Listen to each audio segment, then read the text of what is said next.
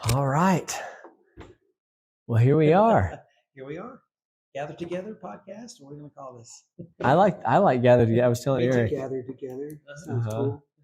Gathering together, not a curated conversation on social media that the bots or whoever can dictate what we're thinking, but we can, and Amen. maybe with the hope that other people will gather around tables and have conversations too.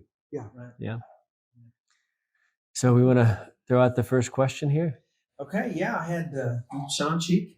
I'm a piano teacher and a dad and a husband. I just had a question here for all the church out there. When I say church, I don't mean buildings. I mean people that follow Jesus. And the question was, what reason would we have to believe that we are living in the last days? Because if you can pull back out of your generation that you live in and look at the 2,000 years of church history, all people have had much more reason to believe they were living the last days than maybe we have because of the persecution they've suffered. I mean, if you'd have lived during the Crusades or during even the martyrdom right after Jerusalem was destroyed, all the horrible things that happened to Christians then. I mean, I would have thought Jesus is coming. The Thessalonians thought Jesus was coming. Right. Paul even talked as he thought in a way that he thought maybe Jesus was coming a lot sooner. Living during World War II. Hitler and the Jews and everything. I would have thought this is the end. It's got to be close. So today we live in today with all the technology. We say, well, this has to be the time. But what definitive evidence might we have that this generation living in 2023 might be that last generation? Because somebody's going to be the last generation, right? And that last generation needs to prepare if that's who they are, right? I would say. And I just want to pose that question to you guys. What would make us think that we were that last generation? MJ, you want to take this one? How about we both answer? I would say I've grown up with that paradigm that this is the last, that I'm living in the end times. And so part of that's just my family's background, kind of. And I think what informed them was Israel becoming a nation and fervor, excitement around that.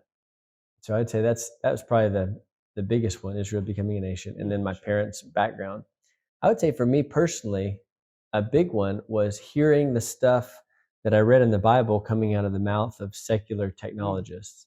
So like Ray Kurzweil is one that comes to mind. Ray Kurzweil I think he was like the director of engineering at Google. He might still be. He believes he's going to live forever. He pops 200 pills a day.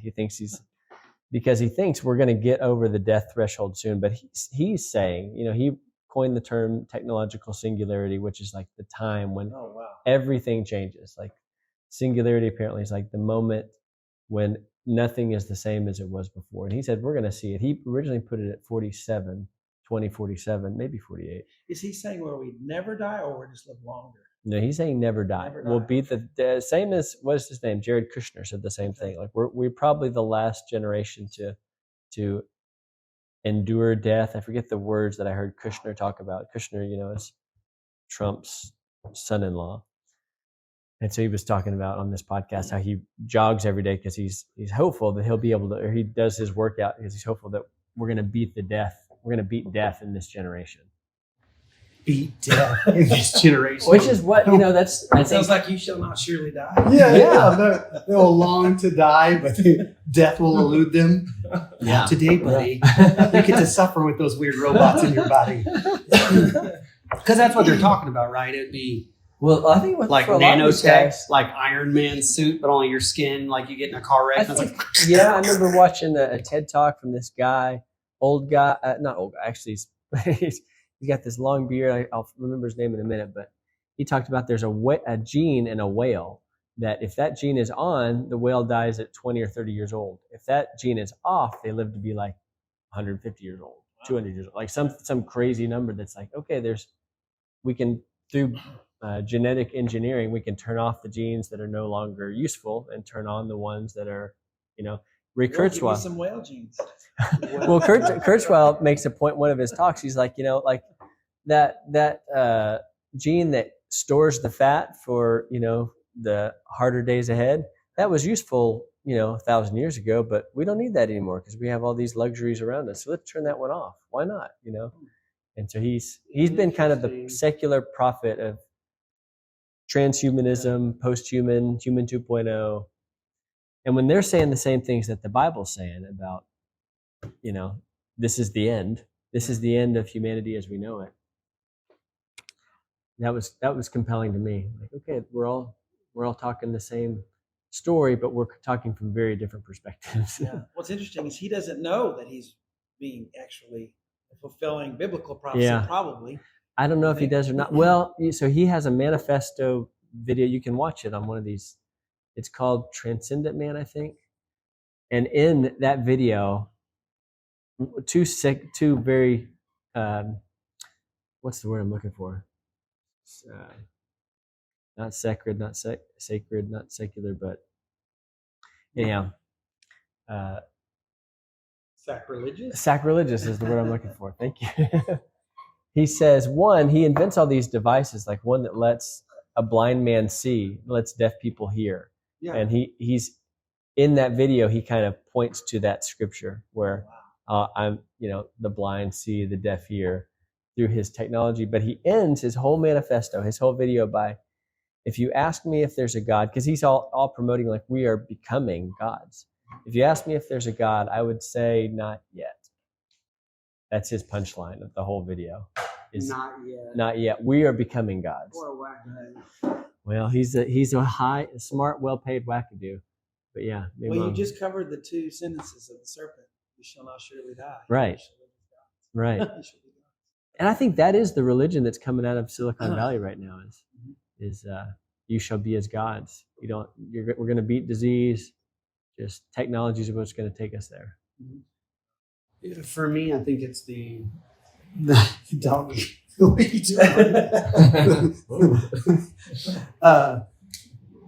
signs of the times, and I think the sign of this generation is immorality. And if like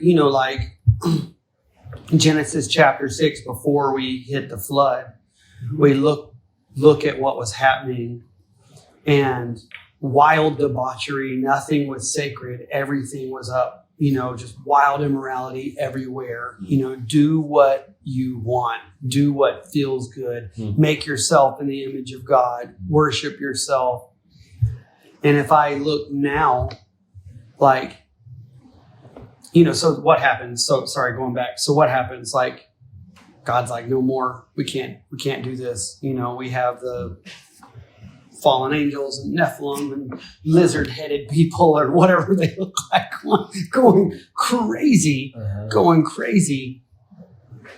And then God saves mankind by stopping it with a flood, But the deal was wild immorality, godless, And if we go through different generations, we see it trying to happen. There's many antichrists, and there's been many attempts to end it, to bring the end of mankind, and people live wild, debaucherous lives. It's like it's being propagated. Right. Hey, live this way, act this way, do this, and maybe we can usher in another age of Sodom and Gomorrah. Maybe we can usher in another Tower of Babel where we're feeding our own gods and becoming like the gods, And so when I see this generation with the cell phone, the cell phone is like forbidden fire, even though we're using it today to preach against it. But it's literally this just forbidden fruit in your hand, so kids can watch whatever they want and learn whatever they want at any given time, and it's teaching our society to be immoral. And that to me is like on a whole level the degradation. What's the word? Of our society, like a depraved mind. It's like raising up a harlot. Yes, it's literally discipling the world in debauchery. Yeah, and where there is no, like when Paul says they'll be godless, not obeying their parents, like just completely left to their own devices. And that's what I see is happening. And I wonder, like how much longer can we go? Just a side note, when we're doing prison ministry and I go in, the guys, I literally had an inmate ask me, do you feel safer in here than out there now? He's like, we don't get much, but we see what's going on in the world. And the inmates are asking, is it safer here than out there?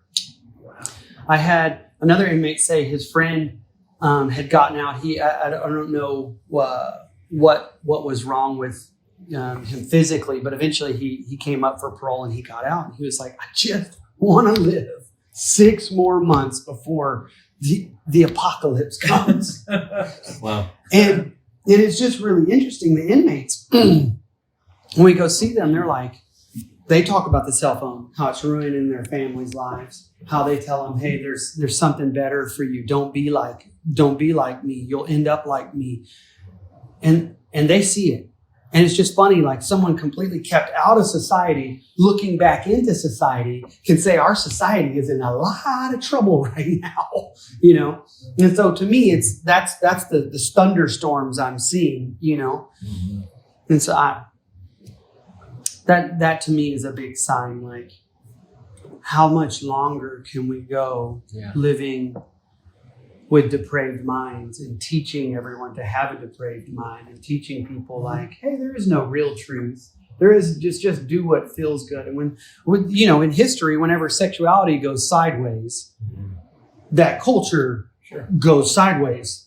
Look at the Spartans. There was only 300 left. And then they died.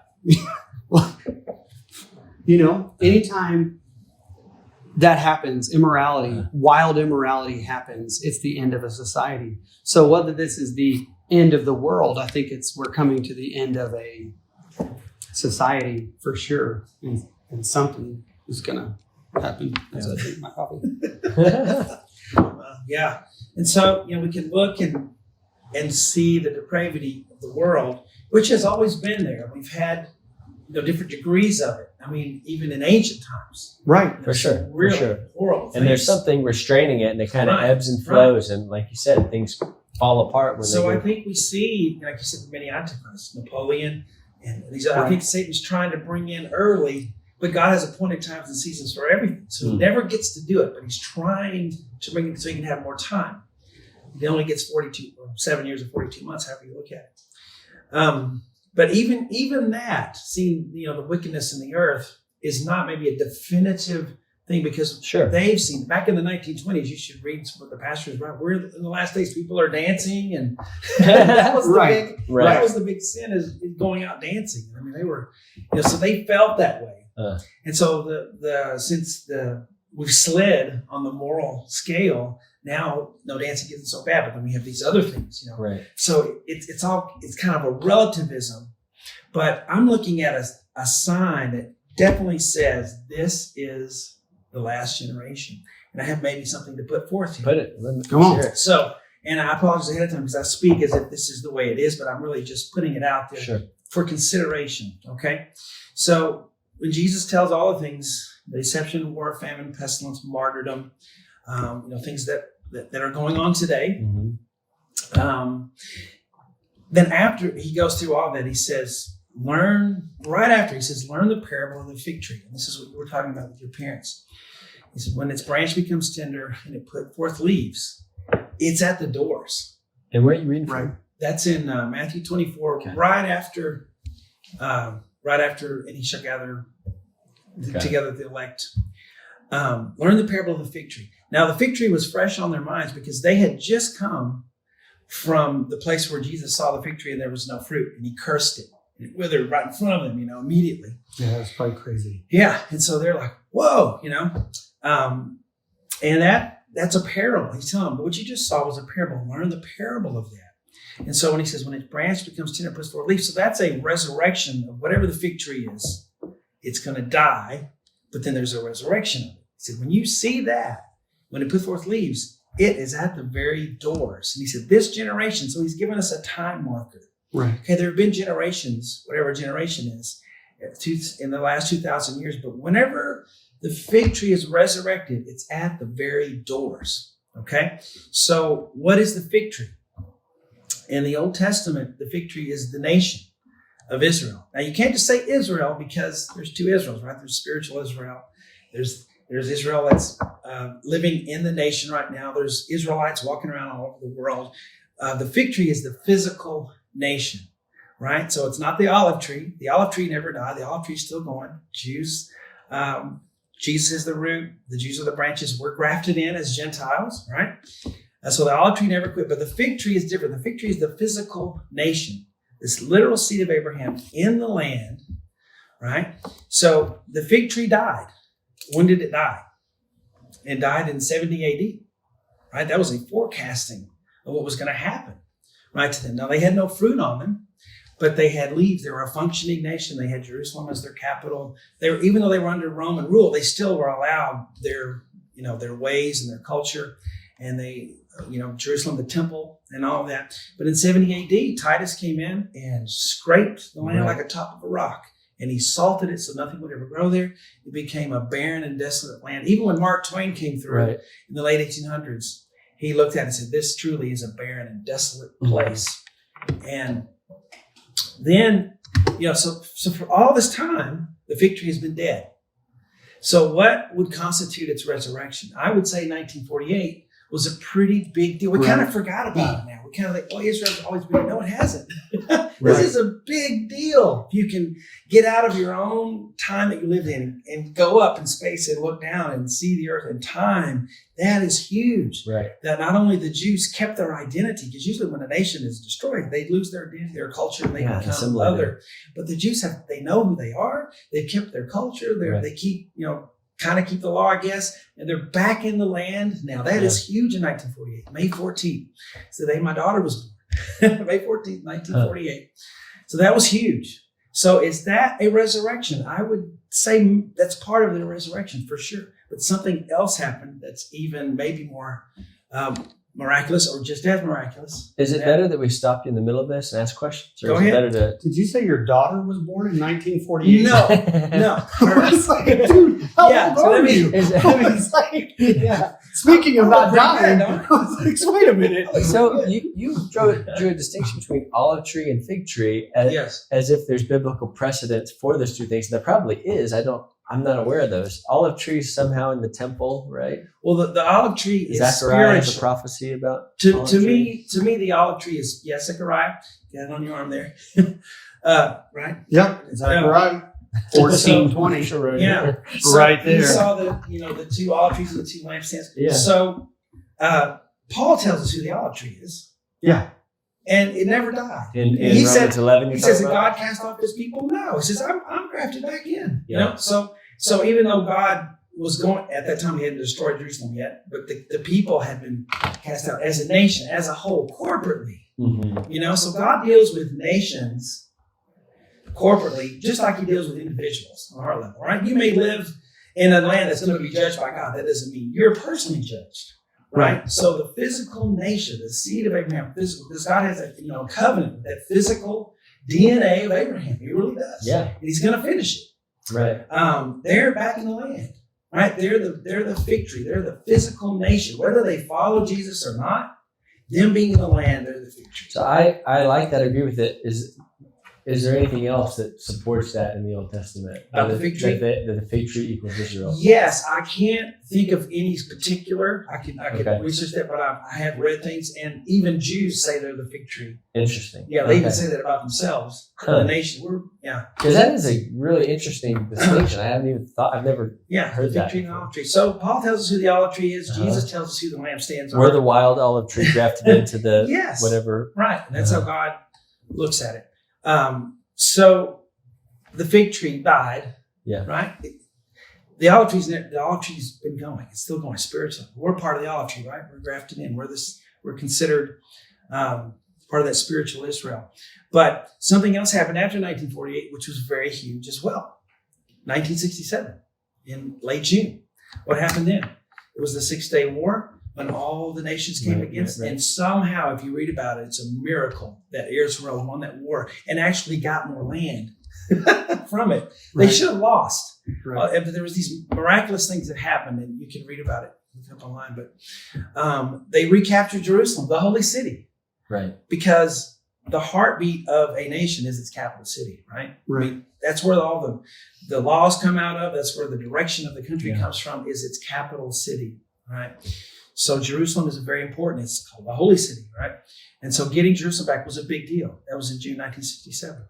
So those two things have to be related to the fig tree's resurrection. If the fig tree is physical Israel, I want to say if. Leave a the way out there. Sure, because I'm wrong. But so those 2 days, all right, big deal. So what's a generation? Jesus said, "This generation shall not pass."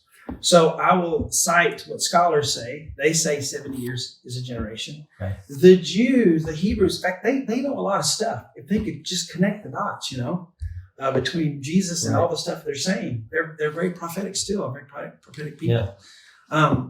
They say 70 years is the increment that God judges the time of Israel. 70. Even the 490 years, even the 70 weeks prophecy. When they were in Babylon 70 years. So even they say a generation is 70 years. Even it says in Psalms, a generation. And if God gives them strength, he can go 80 years. Right.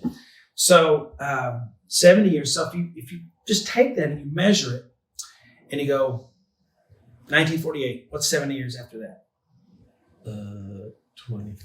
20 minus 2018. I mean, 2018. Yeah.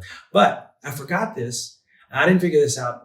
Very smart believers figured this out before me. When you judge time for Israel, you have to use a 30-day calendar. That's right. Use a 30-day calendar. So, interestingly enough, I knew if that you go 70 years and you add the extra 5 days and the quarter day leap year, you end up with 367 and a half days. So it's almost exactly a year that you take off, because you got to count at the end of 70. At the end of 70. So it'd make it 2017. So let me ask you, did anything interesting happen in 2017? That's when the capital came. The capital got moved to Jerusalem. Wasn't that 2017?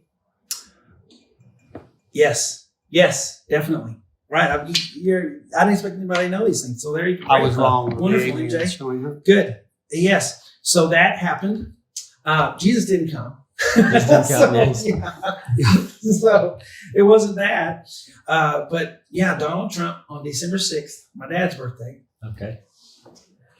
Jerusalem was declared by the leader of the free world, Donald Trump. His first name means world leader. His last name is Trump. Which is, they always blow the trumpet on a end of a jubilee, right? At the finishing of something, So Donald Trump. And they consider him their Cyrus. They celebrated Donald Trump because the leader of the free world, declared that Jerusalem. So a leader of the free world made a judgment in favor of the Israelites, which hardly ever happens, right? Right. But he called them their Cyrus because that's what Cyrus Didn't did. they make like a coin that had? They did. I was going to. Did they really? All They did. stuff. Sorry. He knows his stuff. No good. I'm glad. We should have got one of those a coins coin. for today. I don't know if they actually used the money, but it's a gold coin. It has Trump's face on it, and it says Cyrus 2017. Huge deal. So I was thinking, he did that on December the 6th. That's probably a really expensive coin to own. It's not just a. But they love him. They love Donald Trump because he gave them validity. He made a judgment in favor of them, just kind of like Cyrus did, And of course, none of the other leaders like it, but yet the statement was made. So that's huge to move the embassy to Jerusalem. Yeah, that's huge. So that happened. What else happened? So that did happen on December 6th. Before that, you guys may have heard this or not. The sign of the woman. You heard of this in 2017? Okay, every Christian should know this, but we don't. This is something that can't be faked. In Genesis, says God put the stars in the heavens for signs and seasons. right. So when things happen, in fact, they used to be able to look at the stars and tell when God's program was coming, but astrology has destroyed all of that. Right. But There the are wise 12 men came in response to they the knew the because time, the because clock. Daniel told him about it. He knew Yeah. something about it. Right. There are 12 constellations. We call it the zodiac, but it's probably not what it's supposed to be called. And Satan, has changed everything and made it this, astrology thing. But it tells the story of Christ and the church. We won't get into it here because it's another can of worms. We should do it at some time because Yes, I like it's that. called the Mazzaroth. And it told the story of Jesus and the church. It in the stars. Uh-huh. That's awesome. Isn't that incredible? How that we get to be a part of that? Anyway, the sign of the woman in Revelation 12, what happens? A woman appears in heaven. He saw this sign. 12 stars in her crown. The moon's beneath her feet. And the sun is behind her, radiating. She's clothed with the sun. Right. Okay, that's a pretty neat picture. The woman, the light of Jesus shining through her. The moon is under her feet because she's going to crush it. We're going to crush Satan under our feet, Paul says. And so the sign would say, a sign tells you what's about to come down the road. Doesn't mean it's already happened. It's not telling you history. It's not a sign unless it tells you what's getting close, right? Right. So that sign appeared in the heavens on September the 23rd, 2017. So what was this? I like this stuff. I think they're called astro prophecies in the Bible. Yeah. And so, like you said, we're scared away from it, but it's the birth of Jesus. Yes, it's there was Daniel, a star. It's Yes. it's the Magi coming, and it's Revelation 12. Amen. Now, what's interesting is this sign, guess how often it appears in all of history? How often? One time. That's the only time. Now there's some astronomers that it's like say Like the Venus. stars are aligning. What is this if you were in Jerusalem and you looked up the constellation Virgo, Okay. which The I'm Virgin. sorry, I'm assuming I didn't know the constellation Virgo, which is the Virgin Mary or Israel, however you want to look at it, would give birth because she's travailing in birth, right, in the sign, and she's got the moon under her feet because so she has 12 stars. There are planets that arrange themselves to look like 12 stars in her crown. The moon was literally under the constellation's feet, and the sun was directly behind her. And most astronomers say that only happens once ever in the history of the cosmos. Some of them say it happens only once every 7,000 years. I don't know how to check it, but in any case, it is very rare for that sign to appear. Where could people go to find more about that? Like, where did you hear it? Just look it up. Just look up Sign of the Sign Woman, of the Woman. September 23rd, 2017. September 23rd. That is huge. Yet none of us know about it. It's a sign in the heaven, right? September 23rd. That's like right around the feast days. Yes, it is. Let me on tell you something else, too. I looked up what happened in Israel in 1948, because this is 70 years after. I looked at what happened in Israel on that day. And it was actually September 22nd, but if it was the evening, it might have been on the same day, the 22nd, Right, 23rd, or if you account for the calendar. That's when Israel declared that all the land that they won during the battle was theirs, and any future land they got during any battles would be theirs, would be annexed. So it was a declaration of the land is ours. That happened exactly 70 years to the day, maybe 23rd, 22nd. From that's 2017. remarkable, Yeah, so that is huge. That's something that is not related to what's happening here on earth in our generations and all of the, war, famine, pestilence, and beast, whatever. A sign in the heavens is from God. Only God can do that. But none of us know about it. Yeah. It's in there that actually happened. And like I said, most astronomers say that happens once. It'll never happen again. The way the planets revolve and whatever. Some say once in 7,000 years. I don't know how to get on Stellarium and check. I've heard Heiser's the one that introduced me to that term, astro prophecies, and I've heard him talk about this Revelation 12 prophecy, but I don't. Dr. Mike Heiser talks about it. So maybe 1948 was the branch becoming tender. So if that's true, what's putting forth leaves? Maybe recapturing Jerusalem was putting forth leaves, because now they function as a nation again. The fig tree. Now everyone's waiting for them to turn to Jesus, and one day they will during the day of the Lord. That's the Davidic covenant when they see Him. Yeah, so that's huge for them to get their capital back.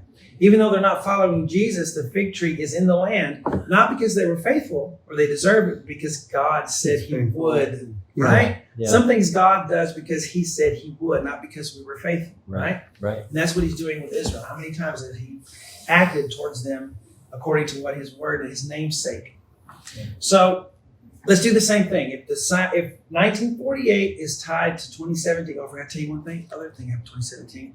A total eclipse happened over America of the sun, and it was a big one because it was very long, and it traveled through the 7 Salems in America. That's right. Jerusalem. That's right. 7 Salems. It's so weird, right? Let me finish that. In 7 years, next year will be 7 years from 2017. Another total eclipse will come up the other way, making a cross, Lord, let it be. on the United States. And The middle of the cross is at Salem, Kentucky. Yeah. It's Jerusalem. Kentucky, they say, it's the land of tomorrow. It's the land of meadows. That's what Americans have made it. But the Shawnee, who named it to begin with, it's called the land of, dark blood. A ground of dark and bloody land. That's what it is. Dark and bloody ground. There we go. Dark and bloody ground. Where the crux of the cross is. But there's the eclipse makes a cross. And Jerusalem, that's another podcast, why Jesus would paint a cross on America and call it Jerusalem and make the crux a dark and bloody land. There's also there, in this next one coming, in Kentucky, I believe there's a little city called Little Egypt. There is, because there's Memphis, Tennessee, and Cairo. It's So crazy. at the crux, it's Egypt. And we know that Babylon is spiritually called Sodom and Egypt. Anyway, so You can't that's make another this thing. stuff up. That's another thing. It's true. I want to research the names of the cross beam, because Jerusalem, 7, that's incredible that they're in a curve and the eclipse That went is right through the middle of it. But I'd like to, when I have time, research the names of the cross beam of the cross. I mean, the second one that's coming Yes, up that's next coming year. in 2024. Anyway, all of that happened in 2017. It's like God is, we need to, but these things aren't according to your generation or what's going on with people. This is signs in the heavens. These are things that are markers that can't Right. be denied. So if 1948 is tied to 1917, maybe the same thing, sign of heaven, maybe the same thing is tied to 1967. Because there's 2 signs in Revelation. There's the sign of the woman, then what's the next one? The sign of the red dragon. Right? So in 1967, if you go ahead 70 years, and I didn't catch this for many years because I forgot to subtract a year. But as soon as I subtracted the year, things began to fit together. So 1967 makes it 20, and I'm not setting a date. I have to say that, and no one else should either.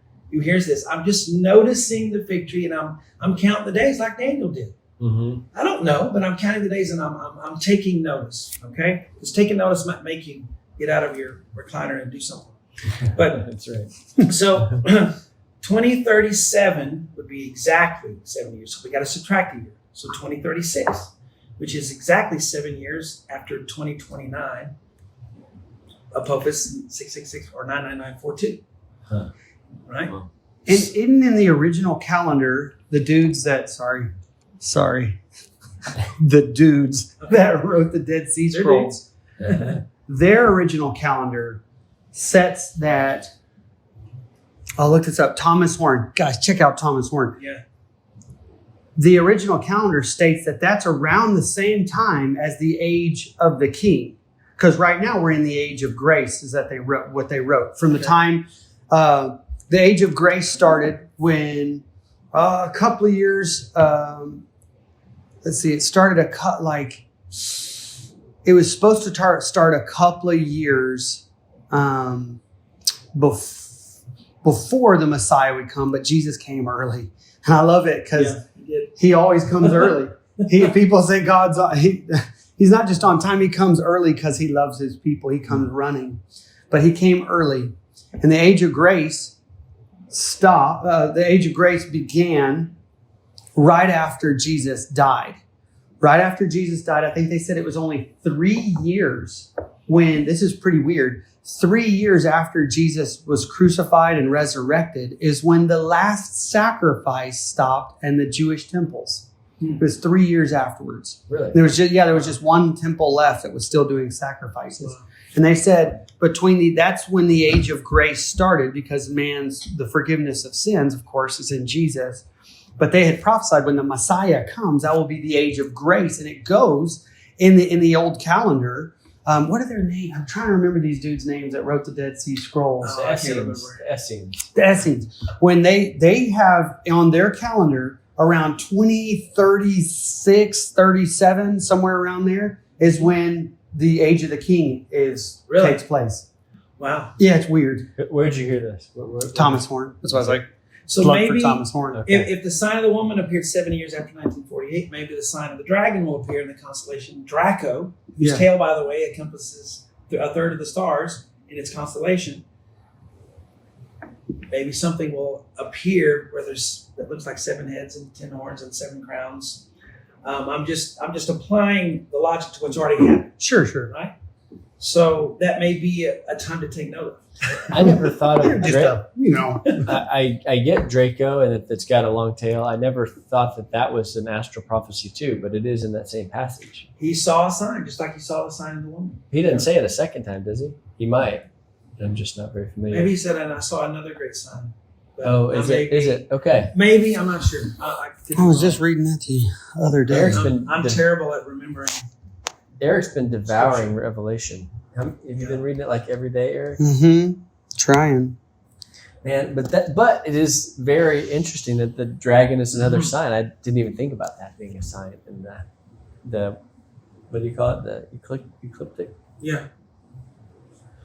Yeah. And having something where however astronomy works out with God's stars that He made, where you see, 7 heads and that's in Revelations what? 12 planets. Because right now I'm in. Yeah. Another sign. Yeah, you're right. Another sign appeared in the heavens. Behold, a great fiery red dragon. Shoot. One Color last me thing, interested. One last thing, then I'll shut up. Jesus was probably crucified in 29 AD because most scholars says he was born in 4 BC, according to the Roman calendar. Right. So that would mean he died at age 33. That's also when the church began. Pentecost 50 days later. So 2029, if you go ahead exactly 2,000 years, and they think also Jesus was crucified in the spring, some say, of 2029. That's again Apophis 2029. April 13th, 2029. Yes, and the number of Apophis, which means the God of Chaos, is 99942. New Agers flip 666 upside down and make it 999. So to me, that says 666 for 42 months because it's 99942. And they name these things for a reason, It's not an accident. Yeah. So again, I'm just taking notice. I'm not setting a date. Just saying, look, these are things that can't happen by people causing them. This is God's times and seasons. Wow. And maybe this will get us to to get up and do some of the things your heart Do some spiritual crunches. and start gathering together, not just once on Sunday, but in our daily lives, living in community. Yeah. And living like Christ. Like that's the most exciting part of it. This living in the end times for me is like the bride who's been spiritually lethargic for so long really becomes bone of his bone, flesh of his flesh, just like Jesus. Mm-hmm. Like that's exciting. Mm. That we're no longer, some overweight, lazy bride, but we become like the bride, walking in his full power. And I love listening to MJ because I kind of get down.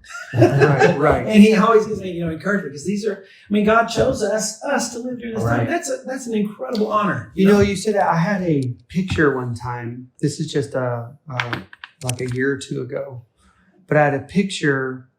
God speaks to me through pictures and dreams and I'll stuff. attest to that. Maybe I have ADHD and the Lord has to slow me down, but He speaks to me through pictures. But in this picture, I saw a long line of godly men and women standing in heaven, waving their hands, saying, "Put me in, put me wow. in." I'd trade, and they were like, I believe that. Like I saw like the disciples and the ones who've gone before us, raising their hands saying, "Oh, sub me in," because they saw the importance. I thought it was like I could see heaven, and the people of heaven could see the importance of what was about to go down, and it was just like, are you kidding me? We're in the greatest time of history where there could be the move of God, the Spirit of Christ could be released through those who would just open their mouths and speak. And the other thing I wanted to say is, our pastor, yesterday was talking about John the Baptist and how beautiful it was. He's like, can you imagine the statement? He saw Jesus walking on the shore. Here's this man that is a prophet of old and a prophet of the New Testament. John the Baptist. Yeah. There's never going to be anyone like him again because he had his faith, the Spirit of God was on him, but yet he ushered in the Messiah, the becoming the Old Testament, the New Testament merging, and he sees the Messiah. And the first thing he says, this is beautiful, and I wanted anybody watching this to think about this if you get this long, is he said, behold, the Lamb of God who takes away the sins of the world. And he's basically saying, look to him. If you look to Jesus, he takes away your sins. Jesus is the scapegoat. We place our sins on him by trusting in him, by trusting that he is fully God and fully man and fully able to set us free from whatever we struggle with. And so I woke up this morning saying, behold, I look at the Son of God. I look to the Lamb of God. I place my sins on him. I place my weaknesses. I place my fear. And I say, Jesus, would you take it? Would you walk away with it? And that's what he does. He's our champion. He's the one that can make all things that are wrong right, through his blood and through his resurrection. And so that's encouraging to me. Really encouraging. And I want to piggyback on that. Yeah, go. Well, just you mentioned John the Baptist. There's never going to be anyone like him. And yet, at the end of the age, the spirit of John the Baptist is poured out on us. Like we are, he says, I'm reading here in Malachi chapter 4, behold, I will send you Elijah the prophet before the coming of the great and dreadful day of the Lord. And the spirit of Elijah, Jesus says, you weren't able to receive it. I was going to, the spirit of Elijah was John the Baptist. Right. You weren't able to receive it. But it's not just the great when he came. It's the terrible day of the Lord. He's coming again, and it's us. That we are the ones that get to usher in this transitional period. Like we are beginning this millennial day of rest where we're going to live to be 300 years. My people will be as old as trees in Isaiah. Like the guy that dies at 100, they're going to be like, man, that poor youngster died at 100. What a sucker, Like we're ushering in this. And this, so I love me Mike Bickle. I love me some Mike Bickle, So he has this sheet, 150 chapters that are mostly about the end times in the Old Testament and the New Testament. So he's got this list. And there's, I think, 91 chapters in the Gospels. So there's 91 chapters on Jesus' first coming. Yeah. And there's 150 on his second coming. And why the heck are we sitting on these cell phones so consumed with this as if this was the main event? The main event is we're preparing the nations for the day of the Lord. Wow. And there's so much to dig into in the scriptures, and there's no room for being a couch potato at this moment. Yeah, I love what you said. Maybe we'll get off the couch when we know we're like, oh my gosh, the times are screaming out. The earth is screaming out. I love, what is it? Paul says, is it Paul or Peter that says all of creation is groaning, waiting to see who the true children of God are. Waiting for them to be revealed. As if they have something to do. Yes. Yeah. But I was going to say that the spirit of John the Baptist, what did John the Baptist do? He lived a fasted lifestyle. He stopped feeding his flesh with the world. Said he went out away from the world, but he spoke back into the world like no one else ever did because he called people stuff. He was like, what you're doing is wrong. Who walks up to power? Like, That's like fruit of vipers. Herod. You know what I mean? He's like, what you're doing is wrong, King. And everyone's like, don't you know he could do anything to you? But he's like, he got it. Guys, we're not, if you have the Spirit of Christ in you, you're not of this world. That's right. And it's time to live like that and lay my life down so that Christ's life can be lifted up and seen. And then people see that life and they want that life. Yeah. You know what I mean? Like, it's exciting. It's exciting. But I think that's our part is taking part in saying, I want to trust in Jesus. I want to live for Jesus, and I want others to see his his kingdom come. I want others to experience his kingdom through the way I live, through the way I act. The way I live in community. Yeah. Because so we were at this prophetic event. Shauna and Haley and I were at this prophetic event yesterday at our church. We have this prophetic team. And David gets up, Harris, and he says, you can have all wisdom and knowledge, but unless you're involved in the community, you can't express love. Like all the fruit of the Spirit comes out in community. Yeah. Like really just like That's a awesome. storehouse of nothing unless you're in community. And what's interesting to me about this conversation is that John the Baptist was likely an Essene. He was likely one of those guys in the wilderness in this community. Yeah, I remember in Baylor when I was taking the survey of the Bible class, they said, "Hey, this is likely, he's likely one of these guys." And whatever you think about Baylor's theology or not, like I think there's a good case to be made for that. And my dad follows a lot of these anyhow, the Essenes, the Moravians, and the modern day kibbutz movement are my three like storehouses for how then shall we live in community. Right. And the modern kibbutz movement started as this like socialist movement to get in the land. We'll talk about this at some point, but I think it's cool. Like this is where our conversation is going. It's preaching John the Baptist was saying, hey, this is how you live, but he's living different. He's out in the wilderness eating locusts and honey and affecting change and ushering in a new kingdom. Like he is the guy that's saying, this is the Christ, who's saying, I'm not worthy to untie or whatever. Right. I think it's funny because when we think of John the Baptist, we think of him all alone. And I'm sure he was alone sometimes, but he had disciples. Like there was a movement and people were coming all around to hear what God was doing. And it was screaming out that people know they're sinners. Yeah. People know there's a holy God. It's written in our DNA that we have to get right with God. Guys, you have to get right with God. And the only way you can do that is through trusting in Jesus. And that's what John the Baptist was saying. Look, here he is. Here he is. He takes it away. And as you're talking about community, we can see Jesus through our actions, through our kindness. We can experience that together. And that's the church. The church is his body. We see Jesus through the body, But anyway, I did always think of that like John. I say always. I think about John the Baptist always. That's not true. But he's not alone. He had disciples. Right. And they had community. And they were pointing people to the Messiah, to Christ, And interesting that this community, this prophetic community that likely ushered in Jesus' first coming, their work preceded his second coming. Like the Dead Sea Scrolls is a big deal. The Dead Sea Scrolls was like this hidden gem. And all of a sudden, these Bible scholars that said, well, we'll probably have the most corrupt Bible ever. They're like, oh, wait, it's actually exactly the same. Wait a minute. 1948, by the way. 1948, yeah. It's just weird. But these guys that were living in community, a question that I have right now, and I haven't looked it up, but did the Romans and Herod and these guys, did they go out to John the Baptist in the wilderness to hear the word of the Lord? Or did John the Baptist come? I think they went to the wilderness to hear the word of the Lord, didn't they? He was baptizing by the Jordan River. Yeah.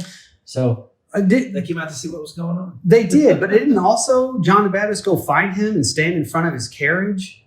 Or the carriage came to him. I mean, one of the two. Really but he's like, you shouldn't have your brother's wife. Yeah. You weirdo. Yeah.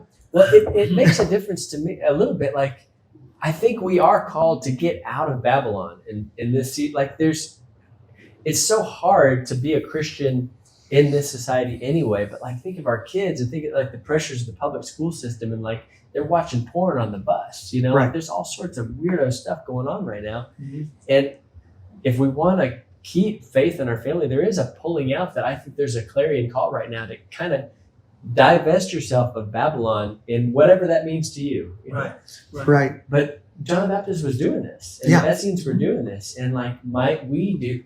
Like I love the Moravians because they were pulling out of the world, but then they were also like going into all the nations. I even think there's a strong case that the disciples were doing that because they were living house to house in communities, selling everything they had, living together in one accord. That's a good point. You know what I mean? Yeah. But they just did it in the middle of out loud in front of everyone. You know what I mean? Now, there's probably going to come a time where you can't do that. And we see that even with them. It says they ran. There was times where they would preach the gospel and then they had to flee, they had to run, but they still stayed together. So I think the deal is we are called to community. We're called to find those who love Jesus, who glorify his name with their words, with their actions, with their attitude. I think that's a big one, guys. Always is your words, your actions, and your attitude. You know, following someone that's representing Jesus well in those three categories, but then coming together and living like Jesus so that others can see it, you know. All right. There'll be a day when I think we can't have the phones anymore. Right. I do, because we're carrying the technology of worshiping the beast already. Yeah. It's this the image of the beast could be on the phone. Breath can be given to it to speak and to actually hear and communicate with it. And in Isaiah, when the sixth seal is opened and they throw the idols down that they were worshiping, I mean, it's something that they can hold in their hand.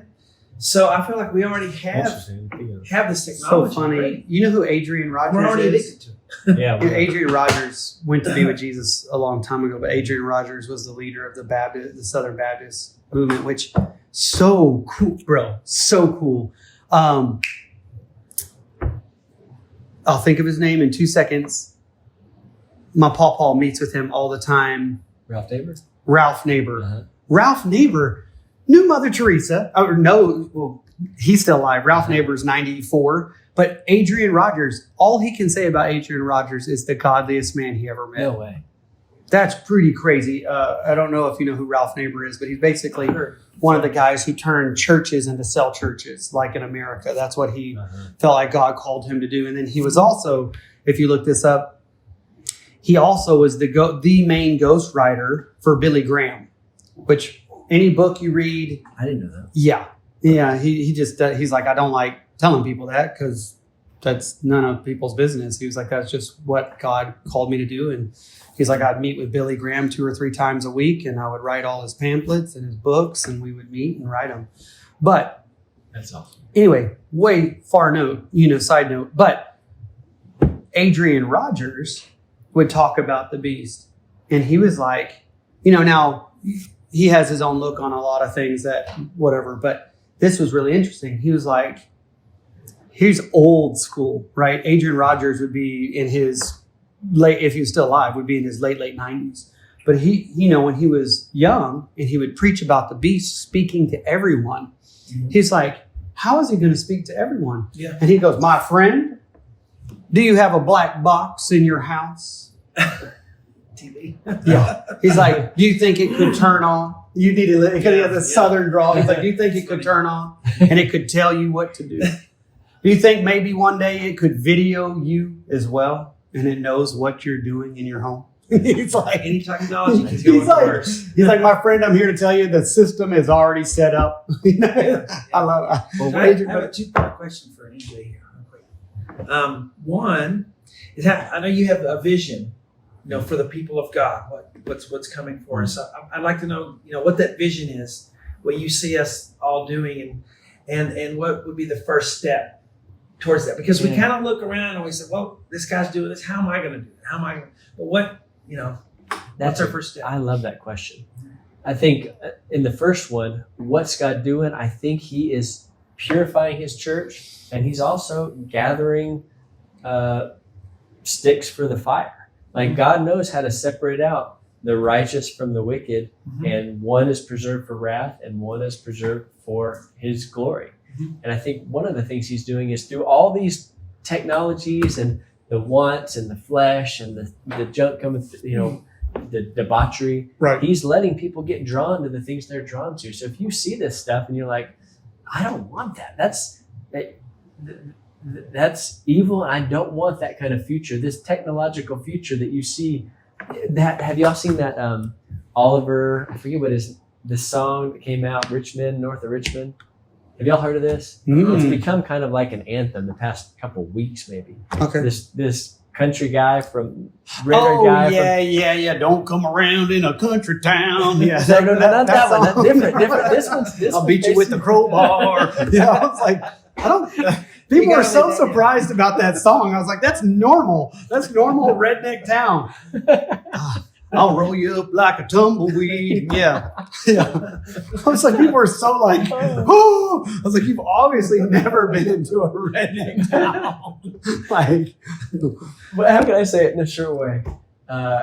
So that song, he gives a line in there. I'm an old soul living in a new world with an old soul. And I feel like there's a lot of people in the world right now. I feel like I don't like where this thing's going. I don't like where this technology and this stuff coming out of centers is going. And there's a call in your heart, like, I don't want that. I want something else. And I think that's what he's doing right now. He's raising up wheat and tares together, and they're maturing really fast. The internet's like fertilizer, like super fertilizer on the wheat and the tares. Okay. Where we're gonna, as the darkness gets darker, the light's gonna have to spar. We're gonna have to up our game and get stronger and better, and that's how we become the bride of Christ.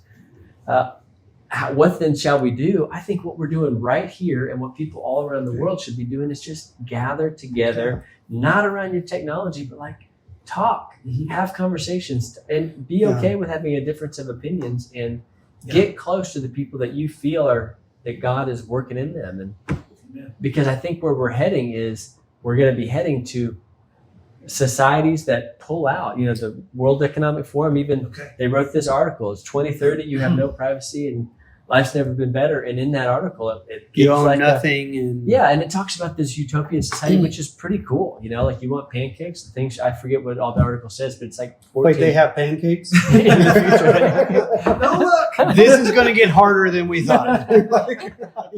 But it makes a provision at the end. He says something like, I think the author's a female, 2017, I think, is 2016, 2017. But she says, I just feel bad for those we've lost along the way, those who the political process they felt disenfranchised by it, they got left behind by the technology, and they gathered together in these small communities out in the sticks. And that's the other in the article. And I think that God is going to call us back to a more simple, less technologically dependent lifestyle. Like he is going to give us life forever, but it's not going to be from biological upgrade. It's not going to be because you took some biological human 2.0 upgrade. It's going to be because the Son of God gives you life. He promised it a long time ago, and the enemy is just trying to give you a fake eternal life. There's an old Alfred Hitchcock movie that's awful, but it's about this guy who wishes he would never die, but it doesn't happen until he dies. So when he dies, they embalm him, and he wakes up embalmed and in pain. And they're like, the wife's crazy, and she's like, what do I do? And he's screaming, so they chop him up into pieces. And at the end, he's still screaming. And then, it's Alfred Hitchcock, so it doesn't show it. It's all black and white. But he's like, ah! So scary. And then she puts him in a box and buries him. You know what I mean? And that's what this life, the Antichrist, the mark of the beast, it's promising you ultimate pain and suffering eternally. Wow. Eternally. And I think about that when people start talking about living forever in nanotechnology. And you even mentioned the verse that says, in those days, death will elude them. Yeah, and I think of that, this guy wishes, he's like, I wish I could live forever. And he gets his wish, but it doesn't happen until it's not in the way he wanted it. And that's what the enemy does. He lies and offers something like the knowledge of good and evil. It was a partial truth. You'll be as God because you will know right from wrong. It wasn't you'll live forever. They already had that. They already had the part that man is looking for. God had given it to all of us, but we threw it away by taking something that was never supposed to be.